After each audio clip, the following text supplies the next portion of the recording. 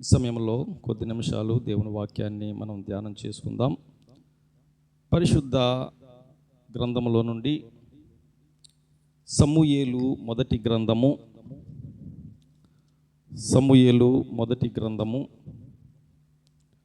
13వ అధ్యాయము. సమూయేలు మొదటి గ్రంథము 13వ అధ్యాయము 13, 14 వచనాలు చదువుకుందాం.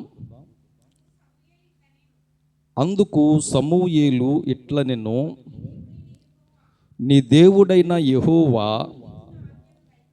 నీకిచ్చిన ఆజ్ఞను గైకొనక నీవు అవివేకపు పని చేసితివి. నీ రాజ్యమును ఇశ్రాయేలీయుల మీద సదాకాలము స్థిరపరచుటకు యెహోవా తలచియుండెను. అయితే నీ రాజ్యము నిలువదు. యెహోవా సరిపోతుందమ్మా. మరొక మాట చదువుకుందాం. అదే సమూయేలు మొదటి గ్రంథంలోనే 15వ అధ్యాయంలో 22వ వచనాన్ని కూడా చదవండి. 22 నుండి 15వ అధ్యాయం 22 నుండి.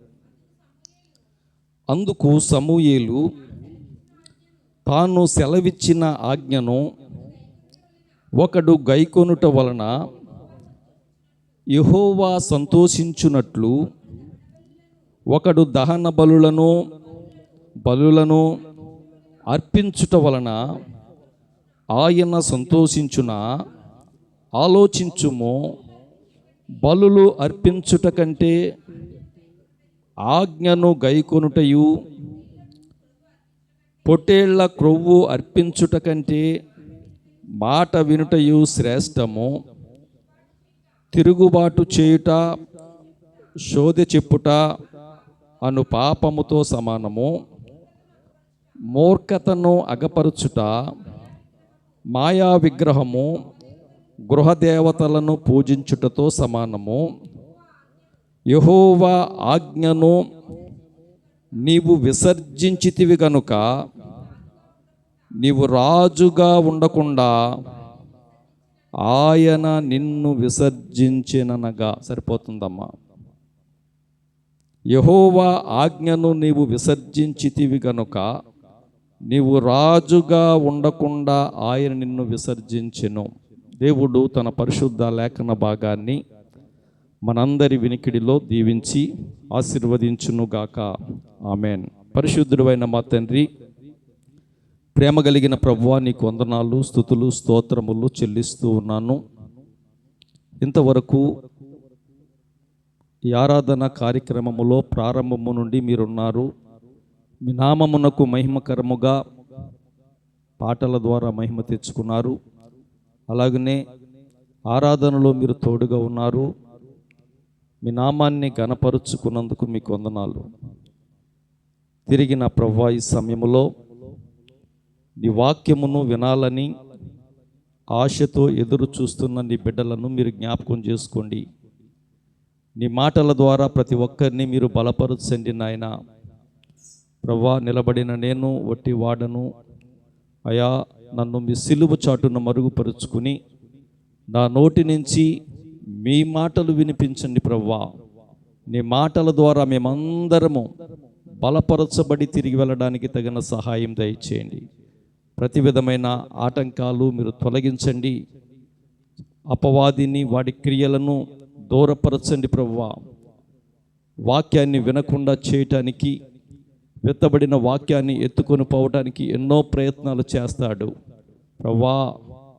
నాయన, వాడిని మీ యొక్క శక్తి కలిగిన నామములో దూరపరచి నీ పరిశుద్ధాత్మ సహాయము ద్వారా మా అందరితో మాట్లాడుమని యేసు నామములో అడిగి వేడుకొనుచున్నాము తండ్రి. ఆమేన్. ప్రభునందు ప్రియమైనటువంటి దేవుని బిడ్డలారా, ఇక్కడ మనము 2 వాక్య భాగాలను మనం చదువుకున్నాం. ఈ 2 వాక్య భాగాలు కూడా ఒక వ్యక్తిని గూర్చినవే. ఒక వ్యక్తిని గూర్చి చెప్పబడినటువంటి మాటలే. అవి ఎవరిని గూర్చి చెప్పబడినవి, ఎవరు చెప్పారు అంటే సమూయేలు ప్రవక్త సౌలుతో పలుకుతున్నటువంటి మాటలు మనం చదువుకున్నాం. మొదటిగా చదివినటువంటి 13వ అధ్యాయంలో మాటను, నీ దేవుడైన యెహోవా నీకిచ్చిన ఆజ్ఞను నీవు గైకొనక నీవు అవివేకపు పని చేసితివి. నీ రాజ్యమును ఇశ్రాయేలీయుల మీద సదాకాలము స్థిరపరచుటకు యెహోవా తలంచి ఉండెను, అయితే నీ రాజ్యము నిలవదు. సమూయేలు సౌలుతో అంటున్నటువంటి మాట ఇది. మరొక భాగములో చదువుకున్న మాటలు కూడా ఏమంటున్నాడంటే, అందుకు సమూయేలు తాను సెలవిచ్చిన ఆజ్ఞను ఒకడు గైకొనుట వలన యెహోవా సంతోషించినట్లు ఒకడు దహన బలులను అర్పించుట వలన ఆయన సంతోషించునా? ఆలోచించుము, బలులు అర్పించుట కంటే ఆజ్ఞను గైకొనుటయు పొట్టేళ్ల కొవ్వును అర్పించుట కంటే మాట వినుటయు శ్రేష్టము. 25వ వచనంలో కూడా 23లో, యెహోవా ఆజ్ఞను నువ్వు విసర్జించితివి గనుక నీవు రాజుగా ఉండకుండా ఆయన నిన్ను విసర్జించెను. ఈ రెండు భాగాలు కూడా సౌలును గూర్చి సమూయేలు పలుకుతున్నటువంటి మాటలు. రెండిటి అర్థము కూడా ఒకటే. ఈ సౌలు గూర్చి మనకు తెలుసు, అంటే కొత్త నిబంధనలో ఉన్నటువంటి సౌలు కాదండి, పౌలుగా మార్చబడినటువంటి సౌలు వేరు, ఈ సౌలు గారు వేరు. ఇశ్రాయేలీయుల యొక్క మొదటి రాజు ఈ సౌలు. ఈయనను గూర్చి చాలా కఠినమైన మాటలు ఇక్కడ వ్రాయబడి ఉన్నాయి. ఇంతకీ ఈ సౌలు గారి యొక్క జీవిత చరిత్ర ఏంటి? ఈ సౌలు ఎవరు? ఈ సౌలును రాజుగా ఎందుకు దేవుడు రాజుగా ఉండకుండా విసర్జించాడు అని ఈరోజు మనము ధ్యానించబోతున్నాం. ప్రియులారా, దేవుని యొక్క ఉద్దేశము, దేవుని యొక్క ఆలోచనలు ఎలా ఉంటాయంటే, మనము సదాకాలము స్థిరపరచబడాలని, ఆశీర్వదించబడాలని దేవుని యొక్క ఉద్దేశం కలిగి ఉంటుంది. ఈ సౌలు జీవితంలో కూడా, సౌలు గారి యొక్క జీవితాన్ని కూడా దేవుని యొక్క ఉద్దేశం అలాగే ఉంది.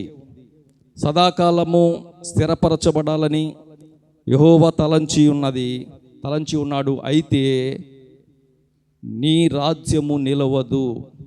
జాగ్రత్తగా మనం పరిశీలన చేయాలా.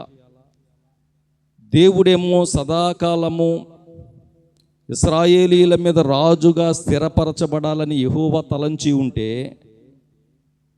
ఎందుకు ఆ రాజ్యము నిలవకుండా పోయింది?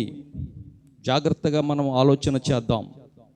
దేవుడు మన విషయంలో కూడా అందరము ఫలించాలని, అభివృద్ధి చెందాలని దేవుడు ఉద్దేశము కలిగి ఉంటే, చాలామంది ఆశీర్వాదాన్ని ఎందుకు పోగొట్టుకుంటున్నాం, ఎందుకు శాపాన్ని కొని తెచ్చుకుంటున్నాం అని ఈ భాగాన్ని బట్టి దేవుడు మనతో మాట్లాడబోతున్నాడు.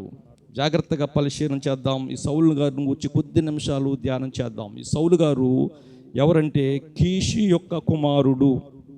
9వ అధ్యాయం నుంచి మాటలు కనపడతాయి మనకి. 9వ అధ్యాయములో మొదటి వచనం నుంచి చూసినట్లయితే అక్కడ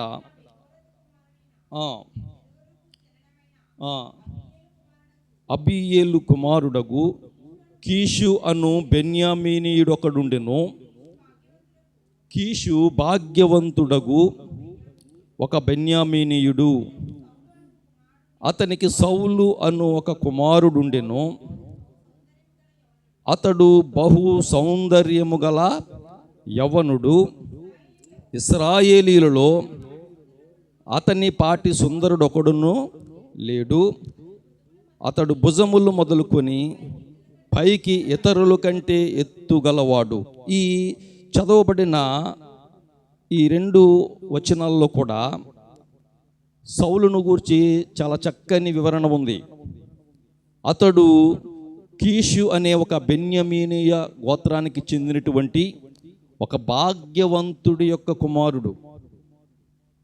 ఆ భాగ్యవంతుడి యొక్క కుమారుడు అంత మాత్రమే కాకుండా అతడు సౌందర్యవంతుడు, చాలా అందగాడు. ధనము విషయంలో భాగ్యవంతుడైతే శరీర దారుఢ్యం విషయంలో అతడు సౌందర్యము కలిగిన వాడని, ఇంకా బలము కలిగిన వాడని వ్రాయబడి ఉంది. ఇంకా అతని వంటి సుందరుడు ఒక్కడు కూడా లేడంట, అంత సౌందర్యవంతుడు.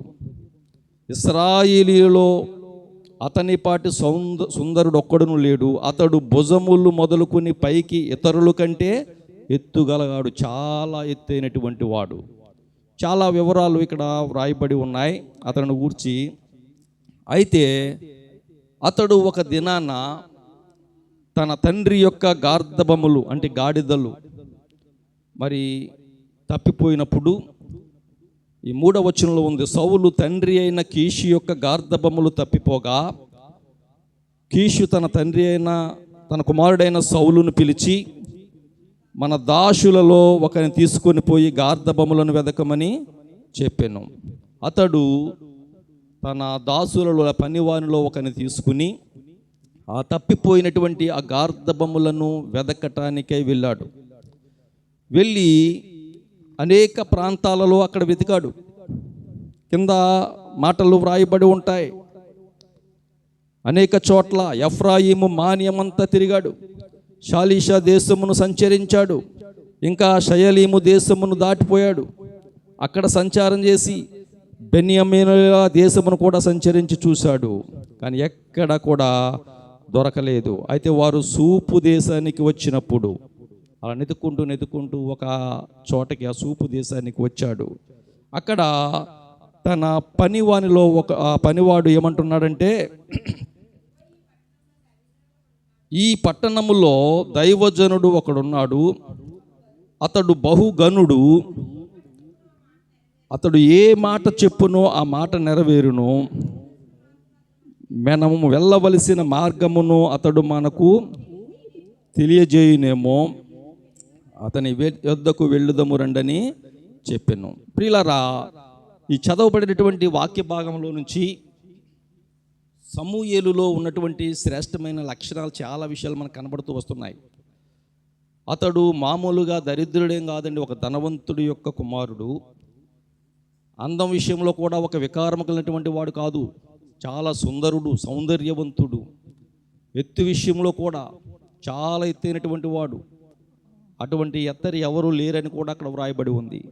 అంత మాత్రమే కాకుండా ఇక్కడ తప్పిపోయినటువంటి తన గార్ధబములను వెతకడానికి వెళ్ళినప్పుడు అక్కడ అంత తిరిగి ఇంకా చివరిలో ఆ పనివాడు ఒక దైవజనుడు ఈ పట్టణంలో ఉన్నాడు, అతడు బహుగనుడు, అతడు ఏ మాట చెబుతాడో అది నెరవేరుతుంది అని, ఒకవేళ మనము ఏ మార్గమును వెళ్ళవలసింది అతడు మనకు తెలియజేయనేమో, ఆయన వద్దకు వెళ్ళుదామని రండి అని చెప్పినప్పుడు ఆ పని వాని మాటను ఎంత మాత్రం త్రోసివేయలేదు. సర్వసాధారణంగా ధనవంతులు ఎలా ఉంటారంటే తన కిందవాడు మాట వింటారండి, వినరు. నేను చెప్పిందే చేయాలి, నువ్వు నాకు చెప్తున్నావేంట్రా అన్నట్టుగా మాట్లాడతారు. కానీ అలా అనకుండా పనివాని మాటను ఎందుకు తీసేయాలి అని అనుకుని వెంటనే ఆ యొక్క దైవజనుడి యొద్దకు వెళ్ళడానికి ఇష్టపడతారు. అయితే అంత మాత్రమే కాకుండా సాంప్రదాయంగా ఆ దైవజనుడికి దగ్గరికి తీసుకువెళ్ళడానికి మన దగ్గర బహుమానం ఏముంది అని ఆలోచన చేస్తాడు. అంటే ఎంత మంచి లక్షణాలు, మంచి ఆలోచనలు ఉన్నాయో మనం ఆలోచన చేయాలా. తనకున్నటువంటి అహంకారంతో నేను అతనికి తీసుకెళ్ళడం ఏంటని అనుకోలేదు. గౌరవప్రదంగా ఏమీ బహుమానం 7వ వచనం చివరి భాగంలో కనబడుతుందన్నమాట. ఆ దైవజనునికి బహుమానము తీసుకుని పోవటకు మనకేమీ లేదు అని తన పనివానితో చెప్పి మన యొద్ద ఏమీ ఉన్నదని అడుగగా, వాడు సౌలుతో, చిత్తగించుము, నా యొద్ద 1/2 తులము వెండి గలదు. అప్పుడు ఆ విధంగా ఎవరినైనా పలకరించడానికి కానీ ఎవరినైనా దర్శించడానికి వెళ్ళినప్పుడు బంగారమును, వెండిని, బోళమును అటువంటి శ్రేష్టమైన వాటిని తీసుకెళ్ళేవారు. ఇప్పుడు మనం ఏం చేస్తామంటే ఎవరైనా పెద్దవారి దగ్గరికి వెళ్ళాలంటే పళ్ళు, పలహారాలండి తీసుకెళ్తాం. ఇది ఒక సంప్రదాయం. అప్పుడు ఉంది, ఇప్పుడు ఉంది. కానీ ఇప్పుడేమో అప్పుడే వెళ్ళే బంగారము, వెండి ఇవ్వలేకపోయినా చక్కగా మంచి పళ్ళు కానీ ఏమైనా తినడానికి పలహారాలు మంచివి తీసుకెళ్తారు. అదేవిధంగా అక్కడ తీసుకెళ్దామని చెప్పారు. అక్కడికి వెళుతూ అక్కడ దైవజనుని గూర్చి అడిగినప్పుడు అక్కడ ఒక వ్యక్తి చెబుతాడు, బలి అర్పించడానికి వెళ్ళే సమయం అయింది, అక్కడ ఎక్కిపోకముందే మీరు త్వరగా వెళ్ళండి, ఇదే సమయమని వారు చెప్పినప్పుడు అక్కడికి వెంటనే మరి వెళతారు. వెళ్ళిన తర్వాత అక్కడ జరిగినటువంటి విషయాలు మనం జాగ్రత్తగా పరిశీలన చేసినట్లయితే 14 వచనం చూడమ్మా. వారు ఊరిలోనికి రాగా ఉన్నతమైన స్థలమునకు పోవుచున్న సమూయేలు వారికి ఎదురుపడెను. సౌలు అచ్చటికి రేపు వచ్చునని యెహోవా సమూయేలునకు తెలియచేసెను. ప్రియులారా, ఎప్పుడైతే సమూయేలుకు ఎదురుపడ్డాడో సమూయేలుకి గ్రహింపైపోయింది. ఎందుకంటే దేవుడు ముందుగానే చెప్పాడు ఇక్కడికి సౌలు వస్తాడు. ఎందుకంటే దేవుని చిత్తం, దేవుని ఏర్పాటు అలా ఉంది. అయితే జాగ్రత్తగా ఈరోజు మనం జాగ్రత్తగా ఆలోచించవలసింది ఏంటంటే, దేవుడు తన యొద్దకు వచ్చు వారిని ఏ విధంగా ఆశీర్వదిస్తాడో. సర్వసాధారణంగా మనం దేని కొరకు వెళ్తామంటే శరీర సంబంధమైనటువంటి, ఈ లోక సంబంధమైనటువంటి మరి ఆశీర్వాదాల కొరకు, తాత్కాలికమైనటువంటి ఆర్థిక సమస్యల కొరకు, స్వస్థత పొందుకోవాలని దేవుని దగ్గరికి అనేక మంది వెళ్ళేవారుగా కనపడతారు. కానీ దేవుని యొద్దకు వెళితే గనక ఆయన అటువంటి తాత్కాలికమైనటువంటివి ఆశీర్వాదాలే కాకుండా అత్యధికమైనటువంటి ఆశీర్వాదాలు ఇస్తాడు అని ఈ సౌలును బట్టి మనకి అర్థమవుతుంది. సౌలు గారేమో ఈ లోక సంబంధముగా వారు కలిగి ఉన్న ఆ సమస్య కొరకు వెళ్ళారు. ఆ గార్ధబొమ్మలు ఎక్కడికి పోనివో, ఎక్కడికి వెళ్ళి వెతకాలో తెలుసుకోవడానికి వెళ్ళారు. కానీ అంతకంటే శ్రేష్టమైనది దేవుడు ఇవ్వడానికి ముందుగానే సమూయేలుకి తెలియచేసి ఉంచాడు. ఎప్పుడైతే వారు అక్కడికి వెళ్ళారో 16వ వచనంలో, ఎట్లనగా నా జనుల మొర్ర నా యొద్దకు వచ్చెను, నేను వారిని దృష్టించి ఉన్నాను, కాగా ఫిలిష్తీయుల చేతిలో నుండి నా జనులను విడిపించుటకై నా జనులైన ఇశ్రాయేలీల మీద వాని అధికారినిగా అభిషేకించుటగాను రేపు ఈ వేళకు నేను బెన్యామీను దేశంలో నుండి ఒక మనిషిని నీ యొద్దకు రప్పించుదును. ముందుగానే చెప్పాడు. ఎందుకనంట, తనకు అర్థబొమ్మల కోసం రప్పిస్తలేదు నేను. వారైతే ఈ లోక సంబంధమైన ఆశీర్వాదాల కొరకు వస్తారు, కానీ నేను వాని మీద ఒక ప్రత్యేకమైనటువంటి ప్రణాళిక, ఒక ఏర్పాటు కలిగి ఉన్నాను. అదేంటంటే, నా ప్రజలైనటువంటి ఇశ్రాయేలీలను ఫిలిష్తీయుల చేతిలో నుంచి విడిపించటానికి, తనను రాజుగా అభిషేకించడానికి ఇక్కడికి తీసుకువస్తున్నాను అని ముందుగానే అతనికి చెప్పి ఉంచాడు. చెప్పి ఉంచిన మాట ప్రకారం తర్వాత అంటాడు, 17వ వచనం కూడా చదవండమ్మా.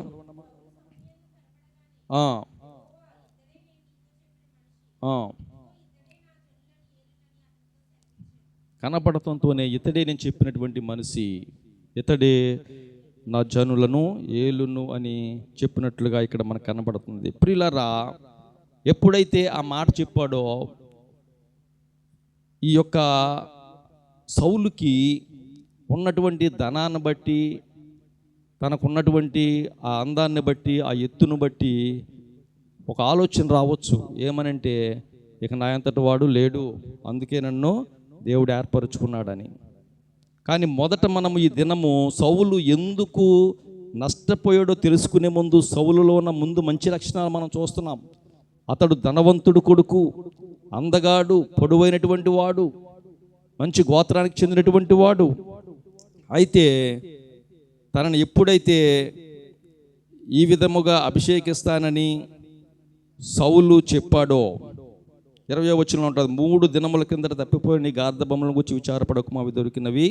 ఇశ్రాయేలుల అభిష్టము ఎవరి యందున్నది, నీ యందును నీ తండ్రి ఇంటి వారి యందును కదా అనెను. అందుకు సౌలు, నేను బెన్యామీనీయుడను కానా, నా గోత్రము ఇశ్రాయేలీల గోత్రములలో స్వల్పమైనది కాదా, నా ఇంటి వారు బెన్యామీను గోత్రపు ఇంటి వారిలో అల్పులు కారా, నాతో ఎలాగున ఎందుకు పలుకుచున్నావు? ఒక అల్పమైన చిన్న గోత్రముల నుంచి వచ్చాను నేను, అల్పమైన వాడని తగ్గించుకుని మాట్లాడుతున్నాడు ఇక్కడ. వాక్యములో ఒక మాట ఉంటుంది. ఈరోజు మనం నేర్చుకుంటున్నటువంటి మాట అదే.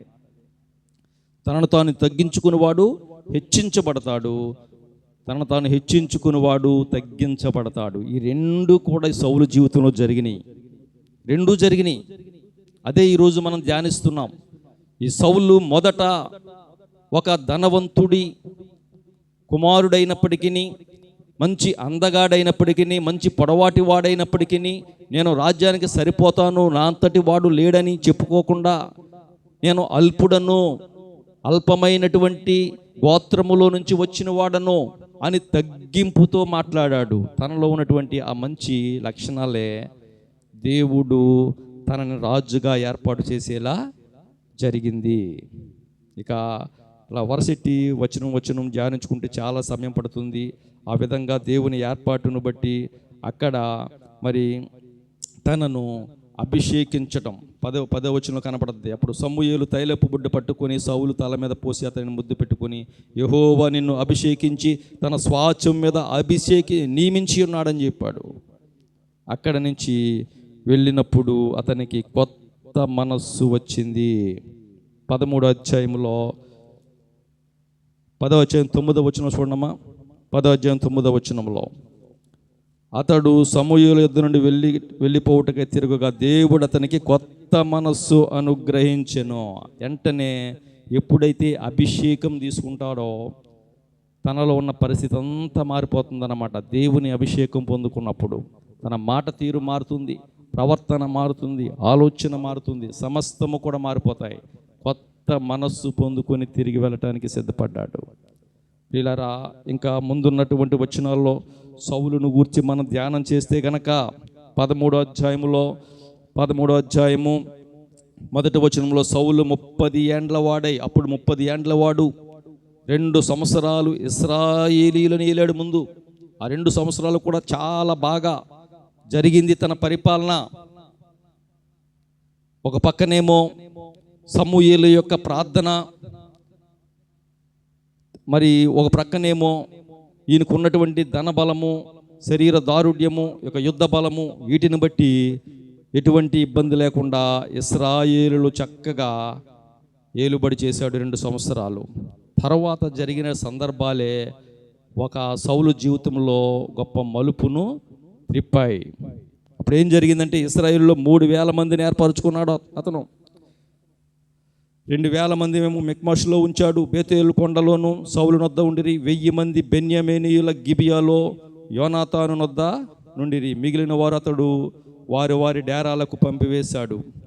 చక్కగా ఉన్నది. అటువంటి సమయంలో ఫిలిష్తీయులు ఇశ్రాయేలీయులతో యుద్ధం చేయటానికై 30,000 మంది అంట. 30,000 మంది, 30,000 రథాలను, 6,000 గుర్రపు రౌతులను, సముద్రపు ధర నుండి ఇసుక రేణువులంత విస్తారమైనటువంటి జనం వచ్చారంట ఇశ్రాయేలీల మీదకి. ఆ ఇశ్రాయేలీల మీదకి వచ్చినప్పుడు అనేక మంది అటు ఇటు చెదిరిపోయారు. చాలా భయంకరమైనటువంటి పరిస్థితులు ఎదురవుని. ఆ సమయంలో అక్కడ 7 దినములు ఆగిన తర్వాత అక్కడ బలి అర్పించటానికై వస్తానని చెప్పినటువంటి సమూయేలు రాలేదు. ఓ పక్కన ఎదురు చూస్తున్నాడు సౌలు. అయితే జాగ్రత్తగా వినండి, ఇక్కడే సౌలు జీవితంలో ఒక మలుపు అనేది కనపడుతుంది. అటువంటి పరిస్థితుల్లో చాలామంది అక్కడి నుంచి వెళ్ళిపోయారు, పారిపోయారు. జనులందరూ భయపడుచు, కొంతమంది ఏమో అతన్ని వెంబడిస్తూ భయపడుతూ వణికిపోతూ ఉన్నారు. అటువంటి పరిస్థితులు ఏం చేయాలో తెలియక తాను వెళ్ళి బలి అర్పించటానికై సిద్ధపడ్డాడు. 8వ వచనం చదవండి. 13వ అధ్యాయం 8వ వచనం. సమూయేలు చెప్పినట్టు అతడు 7 దినములు ఆగి సమూయేలు గిల్గాలుకు రాకపోవుటయు జనులు తన యుద్ధ నుండి చెదిరిపోవుటయు చూచి దహన బలులను సమాధాన బలులను నా యుద్ధకు తీసుకురమ్మని చెప్పి దహన బలి అర్పించెను. ఇక్కడ ఒక యాజకుడు, ఒక దైవజనుడు చేయవలసినటువంటి పనిని తాను చేసేసాడండి. ఈ మాటలో మొదటిది గర్వము కనపడుతుంది. అంటే నాకు అధికారం లేదా, నేను చేయలేనా అన్నట్టుగా. తాను సమూయేలు కొరకు ఎదురు చూడవలసిన దానికి బదులు, కొంచెం సేపు ఓర్చుకోవలసిన దానికి బదులు, సమూయేలు చేసిన పని నేను చేయలేనా అని ఒక గర్వం ఇక్కడ కనపడుతుంది. ఒకసారి మనకి మిరియాము అహరోను కూడా కనపడతారు కదండి. మోషే చేత పలికించిన మా చేత పలికించలేదని వారు కూడా గర్వపు ఆలోచన కలిగి ఉన్నప్పుడు చాలా భయంకరమైనటువంటి కుష్టి వ్యాధిని అక్కడ వచ్చింది. ఇక్కడ ఈ సౌలు గారు కూడా సమూయేలు చేయవలసినటువంటి, ఒక యాజకుడు చేయవలసినటువంటి, దైవజనుడు అర్పించవలసినటువంటి ఆ బలియాగమును, ఆ స్థలంలోనికి వెళ్ళకూడనటువంటి ఆ యొక్క పరిస్థితులను ఎదిరించి తాను వెళ్ళి బలి అర్పించాడు. అదే తన జీవితంలో ఒక గొప్ప భయంకరమైనటువంటి మలుపు. ప్రభునందు ప్రియమైనటువంటి దేవుని బిడ్డలారా, జాగ్రత్తగా ఈ వాక్యాలను బట్టి మనము ఆలోచన చేయవలసింది ఏంటంటే, కొంతమంది ఎటువంటి ఆలోచనలు కలిగి ఉంటారంటే, కొంచెం ప్రార్థన వస్తే చాలు, అయ్యగారి దగ్గరే చేయించుకోవాలా, మేము చేసుకోలేమా, మేము చేయలేమా అన్నట్టుగా అటువంటి ఆలోచన. ఇక్కడ బలర్పించటం వచ్చు గనక ఆ సమూయేలే రావాలా అన్నట్టుగా ఒక గర్వం కనబడుతుంది. సమూయేలులో మొదటి పాడు చేసి పతనానికి మొదటి కారణమే, సమూయేలు పతనానికి మొదటి కారణం ఏంటంటే ఆ గర్వము. ఆ దైవజనుడే చేయాలా, లేక ఆయనే వచ్చి ఈ బలి అర్పించాలా అని ఒక గర్వముతో ఆ పని చేశాడు గనుక ఇక్కడ తాను పొందుకున్నటువంటి పర్యవసనం ఇక్కడ కనపడుతుంది. చూడండి ఒకసారి. సమూయేలు అతనితో, 11వ వచనం, సమూయేలు అతనితో, నీవు చేసిన పని ఏమని అడిగాను. అందుకు సౌలు, జనులు నా యొద్ద నుండి చెదిరిపోవుటయు, నిర్ణయ కాలమున నువ్వు రాకపోవుటయు, ఫిలిష్తీయుల మిక్మషులో కూడుండుటయు నేను చూచి, ఇంకను యెహోవాను శాంతి పరచుకుమునిపే ఫిలిష్తీయులు గిల్గాలునకు వచ్చి నా మీద పగ తీర్చుకుందురనుకుని నా అంతటా నేను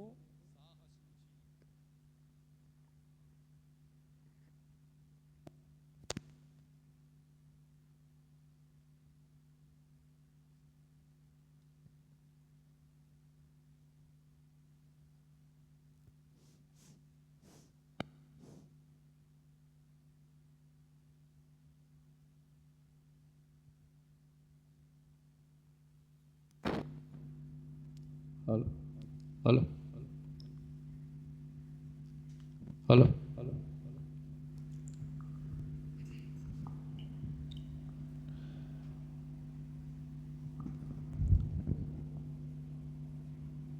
అందుకు సమూయేలు ఎట్లనెను, నీ దేవుడైన యెహోవా నీకిచ్చిన ఆజ్ఞను గైకొనక నీవు అవివేకపు పని చేసితివి. నీ రాజ్యము ఇశ్రాయేలీల మీద సదాకాలము స్థిరపరచుటకు యెహోవా తలంచి ఉండెను, అయితే నీ రాజ్యము నిలవదు. ఎందుకని? నాకు అధికారం ఉంది కదా, నాకు దళం ఉంది కదా అని గర్వముతో యాజకుడు చేయవలసినటువంటి పనిని, తాను చేయకూడనటువంటి పనిని చేసి ఆ విధముగా అక్కడ బలి అర్పించాడు కనుక దేవుని ఆజ్ఞను గైకొనకుండా త్రోసివేశాడు గనక ఇశ్రాయేలీయుల మీద సదాకాలము తన రాజ్యాన్ని స్థిరపరచాలని దేవుడు తలంచి ఉంటే ఆ తలంపునే మార్చివేసి ఆ రాజ్యము నిలవకుండా చేసుకున్నాడు. ఇది మొదటిది. సౌలు రాజు యొక్క పతనానికి మొదటి కారణం ఏంటంటే ఆజ్ఞను గైకొనకపోవటం. యాజకుడే బలి అర్పించాలని దేవుడు చెబితే యాజకుడు వచ్చే వరకు చూడకుండా, ఆ మాట వినకుండా, ఆ మాటను త్రోసివేసి తాను వెళ్ళి బలి అర్పించాడు గనక తనలో ఉన్నటువంటి ఆ యొక్క గర్వమును బట్టి, గర్వముతో మాట వినకపోవటను బట్టి ఆ విధముగా రాజుగా ఉండకుండా తిరస్కరించబడ్డాడు. రెండవ కారణం చూద్దాం. తర్వాత 15వ అధ్యాయంలోనికి వెళితే 2వ వచనంలో ఒక మాట ఉంటుంది. అక్కడ సైన్యములకు అధిపతియగు యెహోవా సెలవిచ్చినదేమనగా, అమాలేకీయులు ఇశ్రాయేలుకు చేసినది నాకు జ్ఞాపకమే.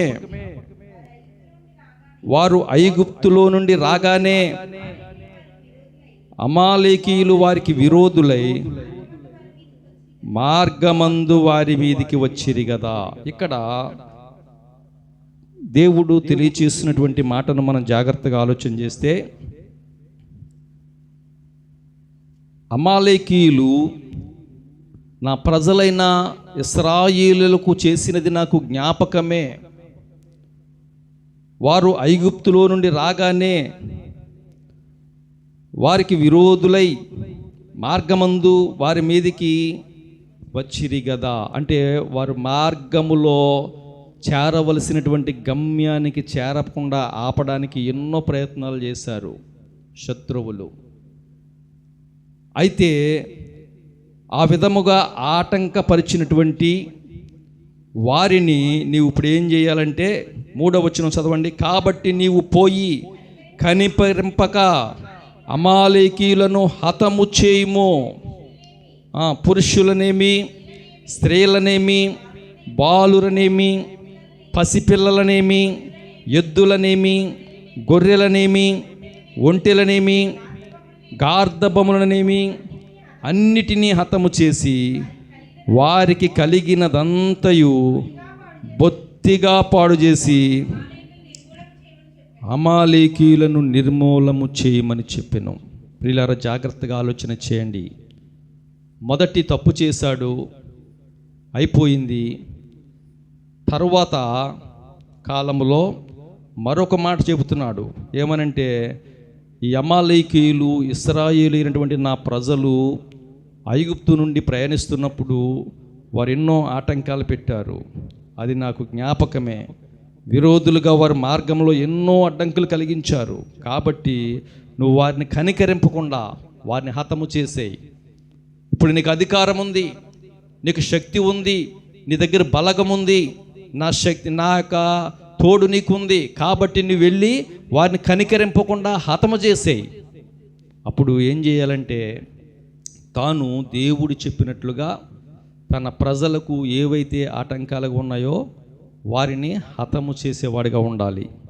అయితే సౌలు అలా చేయలేదండి. ఏం చేశాడంటే, తరువాత సౌలు 7వ వచనం, తరువాత సౌలు అమాలేకీయులను హవీలా నుండి ఐగుప్తు దేశపు మార్గమందున్న షూరు వరకు తరిమి హతము చేసి అమాలేకీయుల రాజైన అగాగును ప్రాణముతో పట్టుకుని ఇంకా జనులందరినీ కత్తివాత నిర్మూలము చేసెను. సౌలును జనులను కూడి అగాగును గొర్రెలలోను ఎడ్లలోను కొవ్విన గొర్రె పిల్లలను మొదలైన వాటిలోను మంచి వాటిని నిర్మూలము చేయక. చూసారా, దేవుడు చెప్పినటువంటి మాట ఏంటంటే, అమాలేకీయులను బొత్తిగా నిర్మూలన చేసే. పూర్తిగా నిర్మూలం అంటే ఇంకేమీ కాపాడకుండా పోవడం. నువ్వు బొత్తిగా పూర్తిగా నిర్మూలన చేసేమనేమో దేవుడు చెబితే, ఆ రాజు అయినటువంటి అగాగును ఇంకా ఆ గొర్రెలలోను ఎడ్లలోను క్రొవ్విన గొర్రె పిల్లలను మొదలైన మంచి మంచి వాటినల్లా నిర్మూలం చేయకుండా ఉంచుకున్నాడు. ప్రియులారా, అప్పుడు యెహోవా వాక్కు సమూయేలునకు ప్రత్యక్షమై ఇలాగు సెలవిచ్చెను. 10వ వచనంలో, సౌలు నన్ను అనుసరింపక వెనుక తీసిన ఆజ్ఞను గై కొనకపోయెను గనుక అతనిని రాజుగా నిర్ణయించినందుకు నేను పశ్చాత్తాపపడుచున్నాను. ప్రభునందు ప్రియమైనటువంటి దేవుని బిడ్డలారా, ఒకసారి దేవుని మాట వినకుండా యాజకుడు చేయవలసినటువంటి పనిని, దేవుని ఆజ్ఞను తిరస్కరించి చేశాడు. సరి, మరొక అవకాశం ఇచ్చి ఏదైతే తన ప్రజలను పాడు చేస్తుందో దాన్ని నిర్మూలము చేయమని చెబితే ఆ మాట వినకుండా మంచి మంచి వాటిని దాచిపెట్టుకున్నాడు. ఈ యొక్క మాటను బట్టి మనం జాగ్రత్తగా ఆలోచన చేయగలిగితే గనక, అమాలేకీయులు శరీర కార్యాలకు సాదృశ్యంగా కనపడతారు. ఈ శరీర కార్యములు తన ప్రజలైనటువంటి దేవుని బిడ్డలలో చేరి తన బిడ్డలు చేరవలసినటువంటి గమ్యానికి, ఆ ఉన్నతమైనటువంటి పరలోక రాజ్యానికి మనందరం ప్రయాణంలో ఉన్నామండి. అంతే కదండి. ఆ ప్రయాణంలో ఆనాడు ఐగుప్తు ప్రజలు ఏ విధముగా కానాను యాత్రలో అమాలేకీయులు అడ్డంకులు కలిగించారో, అదే విధముగా మనము పరలోక యాత్రలో ప్రయాణములో మనం అందరం యాత్రికులమే, ప్రయాణములో ఉన్నాం. ఈ ప్రయాణములో మన ప్రయాణాన్ని అడ్డగించటానికి, ఆపివేయడానికి, పాడు చేయటానికి అనేక విధాలుగా ఈ శరీర కార్యాలు అనే అమాలేకీయులు పాడు చేస్తున్నారు. దేవుడు చెబుతున్నాడు, ఈ ఆటంకం కలిగించే, అడ్డంకులు కలిగించే నీ ప్రయాణాన్ని ఆపే ఆ శరీర కార్యాలను నువ్వు పూర్తిగా నాశనం చేయమని చెప్తే, మనం ఏం చేస్తామంటే కొన్ని వాటిని తీసివేస్తాం, కొన్ని వాటిని దాచిపెట్టుకుంటాం. అంతే కదండి. ఎవరో ఒకరు, ప్రతి ఒక్కరికి ఏదో బలహీనత, ఒకదాన్ని ప్రేమిస్తారు, దాన్ని చాటుగా దాచుకుంటారు. అదే పరిస్థితి ఇక్కడ కనబడుతుంది. ఒకవేళ మనం దాచినవి మనుషులకు కనబడవచ్చు, కానీ దేవునికి కనబడకుండా ఉంటాయండి? దేవునికి కనబడకుండా ఉంటాయా? ఉండవో. ఇక్కడ అదే జరుగుతుంది. ఇక్కడ ఆ మంచి వాటిని దాచుకున్నాడు. దేవుడు తెలిసింది గనక దేవుడేమో సమూయేలుతో చెబుతున్నాడు, ఇలా చేసినందుకు నేను రాజుగా నిర్ణయించినందుకు పశ్చాత్తాపపడుతున్నాను అని చెప్పినప్పుడు వెంటనే 13వ వచనంలో చదవండి. తరువాత అతడు సౌలు నొద్దకు రాగా, సమూయేలు వచ్చాడు. యెహోవా చదవమ్మా. యెహోవా ఆజ్ఞను నేను నెరవేర్చితే, నాకు ఎమ్మనే ఎత్తనాడు. నేను యెహోవా ఆజ్ఞ నెరవేర్చేస్తే నీ పట్టు ఇంకా అనుమానం లేదు. దేవుడు ఏదైతే నిర్మూలన చేయమన్నాడు దాన్ని నిర్మూలన చేశాను నేను అని ముందుగానే ఏమి అడగకుండానే చెప్పేస్తున్నాడు. అప్పుడు సమూయేలు అంటున్నాడు, అలాగైతే నాకు వినబడుచున్న గొర్రెల అరుపులను, ఎడ్ల రంకెలను ఎక్కడవి అని అడిగెను. ప్రియులారా, ఒకవేళ మనం దాచిపెడతామేమో, దేవునికి మరుగైనది ఏదీ లేదు. మన రహస్య పాపములన్నీ కూడా ఆయన కనబడతాయి. మనం దేన్నైతే దాచిపెట్టామో, ఆ నిత్య రాజ్యానికి చేరకుండా ఆపే పాపాలలో, ఆ శరీర కార్యాలలో ఏదైతే మనం దాచిపెట్టి కొన్నిటిని విడిచిపెట్టామని చెప్పుకుంటూ ఏ దేనినైతే దాచిపెట్టుకుని మనం ఉంటున్నామో అది దేవునికి కనబడకుండా ఉండదు. ఆయనకి రహస్యమైనది ఏదీ లేదు. ఇక్కడ అంటున్నాడు, దేవుని ప్రవక్త అంటున్నాడు, అలాగైతే నాకు వినబడుచున్నటువంటి ఆ గొర్రెల అరుపులను, ఆ ఎడ్ల రంకెలు ఎక్కడివి? చదవము ఇంకా. అందుకు సౌలు ఏం చెప్తున్నాడంటే, అమాలేకీయుల యొద్ద నుండి జనులు తీసుకొచ్చారా? ముందు మనం చదువుకున్నాం, జాగ్రత్తగా అర్థం చేసుకున్నారు లేదు మీరు? ఒకసారి 8వ వచనంలోకి వెళ్దాం. 15వ వచనంలో అమాలేకీయుల రాజైన అగాగును ప్రాణముతో పట్టుకుని జనులందరినీ కత్తి చేత నిర్మూలన చేసెను. సౌలును జనులను కూడి, అగాగును, జాగ్రత్తగా వినండి, ఎవరెవరంటే ఇక్కడ సౌలును జనులను కూడి, అగాగును గొర్రెలలోను ఎడ్లలోను మొదలైన వాటిలోను మంచి వాటిని నిర్మూలము చేయక. ఎవరిక్కడ ఏమని రాయబడి ఉంది? సౌలును జనులు అని ఇక్కడ రాయబడి ఉంటే తానేం చెప్పుకుంటున్నాడంటే జనులు వీటిని తీసుకొచ్చారు. ఎవరు తీసుకొచ్చారు? నేను జనులు అని చెప్తున్నాడు. ఇక్కడ చూడండి ఎంత తేడా వచ్చిందో. అక్కడేమో సౌలు జనులు కలిసి వాటిని నిర్మూలన చేయకుండా దాచిపెట్టారు. అయితే ఇక్కడేమంటున్నాడంటే జనులే తీసుకొచ్చారు వీటిని యెహోవాకి బలర్పించటానికి. చూడండి మరి, అంటే దొంగతనం చేసి లేక మరి నిషిద్ధమైన దాన్ని తీసుకుని దేవునికి ఇష్టం లేని దాన్ని తీసుకొచ్చి మనం దేవునికి అర్పిస్తామండి? పరిస్థితి అలాగే ఉంది. ఇక్కడ అదే చెప్తున్నాడు. ఇక్కడ ప్రభునందు ప్రియమైనటువంటి దేవుని బిడ్డలారా, యెహోవాకు బలి అర్పించుటకు జనులు గొర్రెలలోను ఎడ్లలో నుంచి మంచి వాటిని వండనిచ్చిరి, మిగిలి వాటన్నిటిని మేము నిర్మూలం చేసి తమనగా నీవు మాటలాడ పని లేదు. యెహోవా రాత్రి నాతో సెలవిచ్చిన మాట నీకు తెలియజేతును, వినుమని సౌలుతో అనగా, అప్పుడు దేవుడు సెలవిచ్చినటువంటి మాటను చెబుతున్నాడు. నువ్వు యెహోవా మాట వినకుండా దోపుడు మీద ఎగబడ్డావు, దేవుని దృష్టికి కీడు చేసావు. కాబట్టి ఒకవేళ నువ్వు బలులు అర్పించడం శ్రేష్టం అనుకుంటున్నావేమో, 22వ వచనంలో అదే మనం చదువుకున్నటువంటి మాట, మూలవాక్యం. అందుకు సమూయేలు తాను సెలవిచ్చిన ఆజ్ఞను ఒకడు గైకొనుట వలన యెహోవా సంతోషించినట్లు అర్పించుట వలన ఆయన సంతోషించిన. అంటే నీవు ఆయన మాటను, ఆయన ఆజ్ఞను గైకుంటే సంతోషిస్తాడు. కానీ నువ్వు దహన బలులు అర్పించటం, లేకపోతే మరి ఆయనకు ఏవేవో తీసుకురావడం వల్ల, బలులు అర్పించడం వల్ల ఆయన సంతోషిస్తాడా? ఆజ్ఞ ఇండా చదవమ్మ ఇంకా మాట. ఆజ్ఞను గైకొనుటయు పొట్టేళ్ళు క్రొవ్విన అర్పించుట కంటే మాట వినుటయు శ్రేష్టము.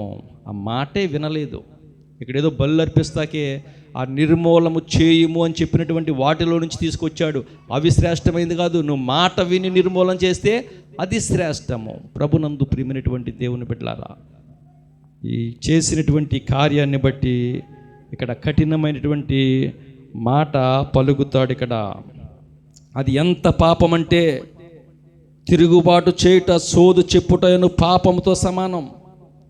ఏది మాట వినకపోవడం. మాట వినడం ఎంత పాపమో చూడండి ఒకసారి. తిరుగుబాటు చేయటం, సోది చెప్పటం అనేది దాంతో పాపం. ఇంకా మూర్ఖతను అగపరచుట, మాయా విగ్రహము, గృహదేవతలను పూజించుటతో సమానము.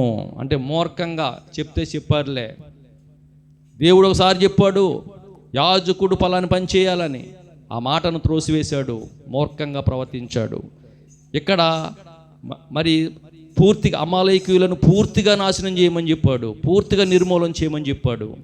మూర్ఖతగా కొన్నింటిని మిగిల్చాడు. ఆ మూర్ఖత అగపరచడం ఎటువంటిదంటే, మాయా విగ్రహములను పూజించటం, ఇంకా గృహదేవతలను పూజించటంతో సమానమంట.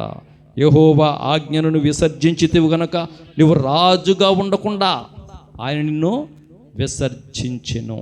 ప్రభునందు ప్రియమైనటువంటి దేవుని బిడ్డలారా, దేవుని యొక్క ఆలోచన, దేవుని యొక్క తలంపు ఎలా ఉన్నదంటే, మనము సదాకాలము మనల్ని స్థిరపరచాలని, ఆశీర్వాదాలతో నింపాలని ఆయన తలంచి ఉన్నాడు.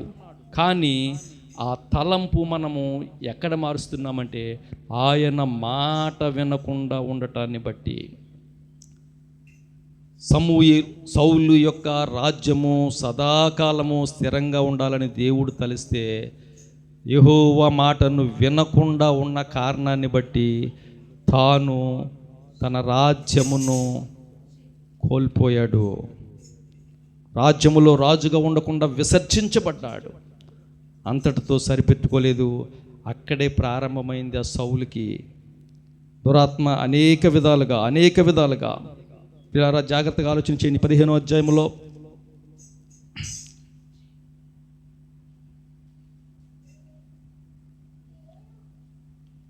30వ వచనం సార్ చూడండి సారి.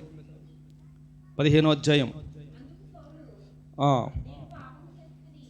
నేను పాపము చేసి తిని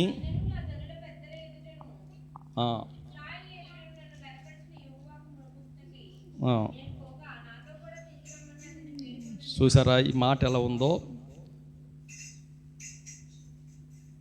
సౌలు చేయాల్సిన పని ఏంటంటే, నేను పాపము చేసి తిని అని ఒప్పుకున్నాడు, మంచిదే.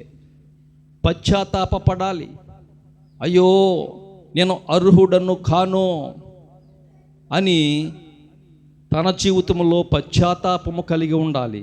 కానీ సౌలు అలా చేస్తలేదు. ఏమంటున్నాడంటే, అందుకు సౌలు నేను పాపము చేసి తిని అయినను, జాగ్రత్తగా వినండి, అంటే పాపము చేసిన వారు గణపరచబడడానికి అవకాశం ఉంటుందా అండి? ఉండదు. అయినను గణపరచు. చూడు ఎలా ఉందో ఈ మాట.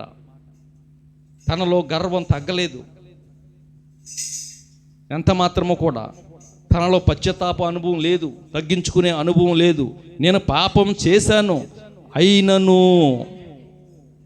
అసలే ఈ మాట అసలే ఎక్కడైనా అర్థం ఉందంటారు? అసలే అయినను నా జనుల పెద్దల ఎదుటను ఇశ్రాయేలు ఎదుటను నన్ను గణపరచమంటున్నాడు. పాపం చేసినా సరే నన్ను గణపరచు. ప్రభునందు ప్రియమైనటువంటి దేవుని బిడ్డలారా, మన దేవుడు అర్హత లేని వారి అర్హతనిచ్చే దేవుడు. కానీ ఎప్పుడో తెలుసా? మనం పాపము చేసి పాపమును ఒప్పుకొని విడిచిపెట్టినప్పుడే, ఆ పాపం విషయంలో పశ్చాత్తాపడినప్పుడే. దావీదును గూర్చి మనం ధ్యానం చేస్తాం. అతను ఎంతగా పశ్చాత్తాపడ్డాడో తెలుసా అండి? అసలే ఒక కీర్తనలో రాస్తాడు, పరుపు తేలినంతగా కన్నీరు కార్చాడంట. ఎంత పశ్చాత్తాపమో చూడండి అసలే. అటువంటి పశ్చాత్తాపము పొందవలసిన దానికి బదులుగా నేను పాపం చేసి తిని అయినను నన్ను నా జనుల ఎదుట, ఇశ్రాయేలు ఎదుట నన్ను గణపరచు అని చెబుతున్నాడు. తన గర్వాన్ని ఎంత మాత్రము కూడా తగ్గించుకోలేదు. అది ఒక దినం 2 దినాలు కాదు, దేవుడు ఎంత కాలం పట్టాడో తెలుసా? మన జీవితంలో కూడా అలాగే దేవుడు వచ్చుకుంటున్నాడు. ఆయన రావటం లేదని కారణం ఏంటి తెలుసా? నువ్వు ఇకనైనా మారతావని, సరి చేసుకుంటావని అవకాశం ఇవ్వటమే ఆయన ఆలస్యం. ఈ విషయాన్ని మర్చిపోకూడదు. సౌలు జీవితంలో ఎంత అవకాశం ఇచ్చాడంటే 2 సంవత్సరాలు చక్కగా రాజ్యపాలన జరిగిన తర్వాత జరిగినటువంటి ఈ సంఘటనలో ఇంకా 38 సంవత్సరాలు ఎదురు చూశాడండి. మొత్తం 40 సంవత్సరాలు రాజుగా చేశాడు ఆయన. 38 సంవత్సరాలు కూడా చూశాడు. ఈ 38 సంవత్సరాల్లో కూడా తనలో అనేకమైనటువంటి లోపాలు, అనేకమైనటువంటి పాపాలు కాపాడుతూ వచ్చినాయే కానీ ఎక్కడా కూడా పాపమును విడిచి పశ్చాత్తాపపడి దేవుని సన్నిధిలో ఏడ్చిన అనుభవం ఎక్కడ కనపడదో. అందుకనే తన రాజ్యాన్ని కోల్పోవలసి వచ్చింది, భయంకరమైనటువంటి శిక్షను పొందుకోవలసి వచ్చింది. తన మరణం కూడా భయంకరమైనటువంటి మరణాన్ని పొందుకున్నాడు. కారణం ఏంటంటే ఎంత అవకాశం ఇచ్చినా కానీ 38 సంవత్సరాల అవకాశం ఇచ్చాడు దేవుడు, కానీ తన జీవితాన్ని మార్చుకోలేదు. అనేక విషయాలు మనకు కనబడతాయి. 1 సమూయేలు గ్రంథంలో వాని యొక్క పరిస్థితులు ఎలా ఉన్నాయో చూద్దాం. 18:9 చూడండి అమ్మసారి. 18:9 కాబట్టి నాట నుండి సౌలు దావీదు మీద విషపు చూపు నిలిపెను. తర్వాత దావీదుని రాజుగా దేవుడు ఎన్నుకున్న తర్వాత అక్కడ జరిగిన సందర్భం ఏంటంటే అభిషేకించారు అప్పటికి. అయితే ఆ యొక్క ఫిలిష్తీయుల జనుల్లో నుండి గొల్లియాతు అనే ఒక శూరుడు వచ్చినప్పుడు దాన్ని ఎంతగా అయిపోయాడంటే దేవుని చేత అనేక కార్యాలు 2 సంవత్సరాల్లో ఎంతో విజయాన్ని సాధించినటువంటి సౌలు తాను చేసినటువంటి ఆ పాప జీవితాన్ని బట్టి, ఆ మాటను ఆజ్ఞను అతిక్రమించటం బట్టి ఆ ఫిలిష్తీయులు అంతగా దూషిస్తున్నా సరే ఇశ్రాయేలు ప్రజల్ని ఏమీ అనలేక వారిని జయించలేనటువంటి పరిస్థితుల్లో ఉండిపోయాడు. అటువంటి సమయంలో దావీదు వచ్చి దేవుని బలము చేత ఆ యొక్క ఫిలిష్తీయుడైనటువంటి గొల్లియాతును జయించినప్పుడు అక్కడ ఆ యొక్క ప్రజలు ఏమంటారంటే సౌలు 1000 కొలది, దావీదు 10,000 కొలది శత్రువులు హతము చేశారని స్తుతులు పాడారంట. ఆ మాట విన్నటువంటి తాను ఇక్కడ ఎలా ఉన్నాడంటే ఆనాటి నుండి కూడా దావీదు మీద విషపు చూపు నిలిపాడు. దేవుడు బలపరిచాడు. దేవుడు దావీదు ద్వారా మన శత్రువులు నాశనం చేశాడు అని సంతోషించవలసిన దానికి బదులుగా అసూయతో, ద్వేషముతో, కక్షతో రగిలిపోతూ దావీదు మీద విషపు చూపు నిలిపాడు. ఇంకా 19:10 కూడా చూడండి ఒకసారి. 19:10 31వ అధ్యాయం వరకు కూడా వీరిద్దరి చరిత్రే ఉంటుంది, సౌలు యొక్క చరిత్ర.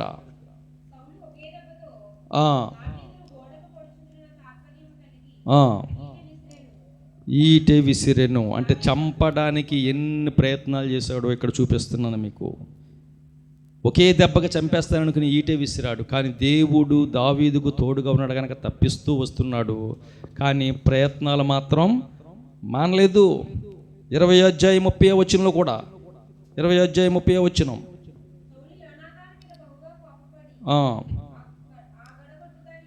అగటగొట్టి దాని కొడుక నీకు నుండి తల్లికి మానవును సిగ్గు కలుగునట్లుగా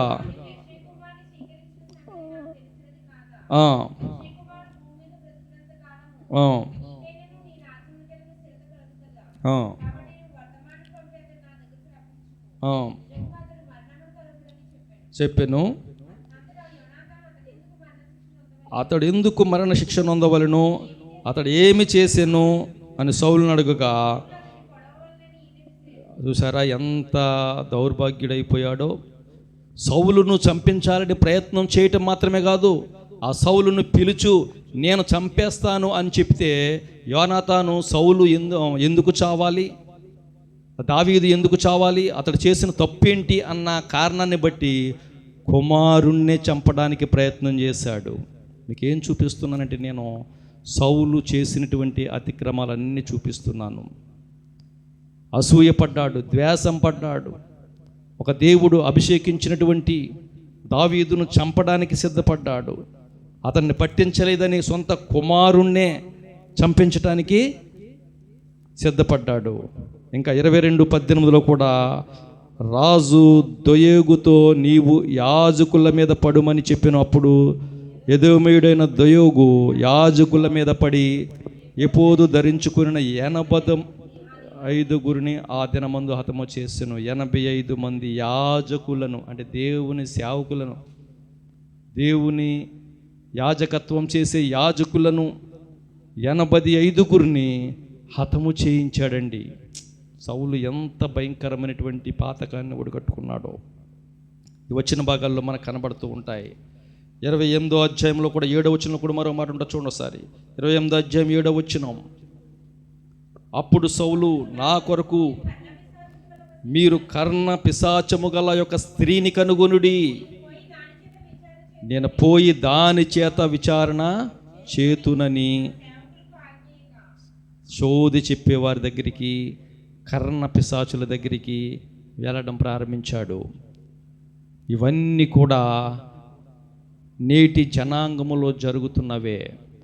ఆజ్ఞను అతిక్రమించటం మాత్రమే కాదు, దేవుడు చేయమన్న పని చేయకుండా దేవుని ఆజ్ఞను అతిక్రమించి మాట వినకుండా ఉంటున్నారు.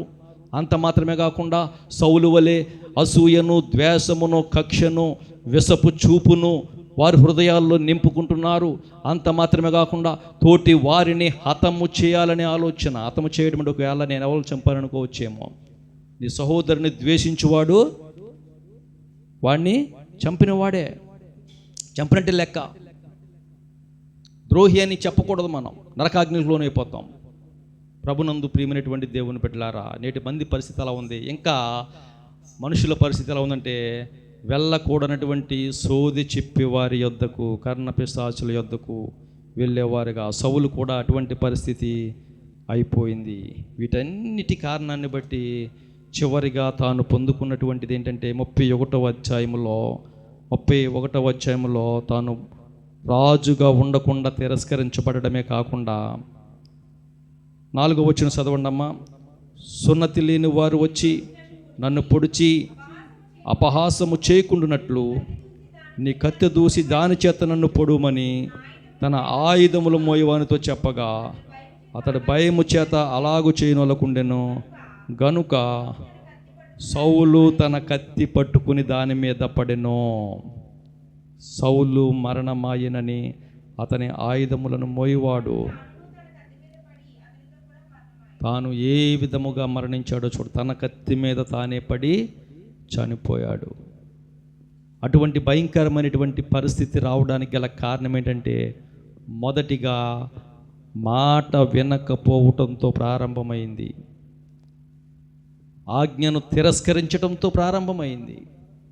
అక్కడ నుండి దేవుని సేవకుడి మీద విషపు చూపు, అసూయ, ద్వేషము, అంత మాత్రమే కాకుండా వారి చంపాలనే ఆలోచన, సొంత కుమారుని చంపాలనే ఆలోచన, వీటన్నీ కాకుండా ఇక సౌలు ప్రార్థన నాకు ఎలాగో లేదు కదా. చాలామంది ఈ ప్రయత్నాలు చేస్తూ ఉంటారు. కొంచెం ప్రార్థన ఫలించకపోయేటప్పటికి ఎక్కడెక్కడికో వెళ్ళాలని.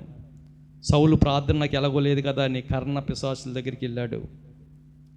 నాకు ఒకరొక చేయండి, ఇచ్చేయండి, వారిని రప్పించండి, వీరిని రప్పించండి. దేవునికి విరుద్ధమైనవి అన్నీ కూడా చేశాడు. దానిని బట్టి శత్రువు తరమకుండానే చనిపోయాడు. తన దుష్ట స్వభావాన్ని బట్టి శత్రువు చంపకుండానే తన కత్తి మీద తాను పడి చనిపోవలసినటువంటి పరిస్థితి.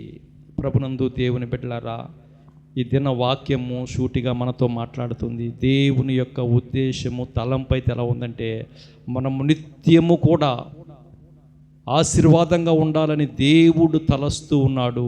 కానీ దాన్ని మనం ఎందుకు పోగొట్టుకుంటున్నామో, ఈ సౌలు గారి యొక్క జీవితమే ఒక మాదిరి మనకి. మాట వినకపోవటం ఒకటి, మాట వినకుండా దేవుడిని చెప్పింది చేయకుండా ఉండడం ఒకటి. రెండవది ఏంటంటే అనేకమంది విషపు చూపు, అసూయ, ద్వేషము, గర్వము ఇవన్నీ మనలోకి రావటమే. గర్వము కూడా.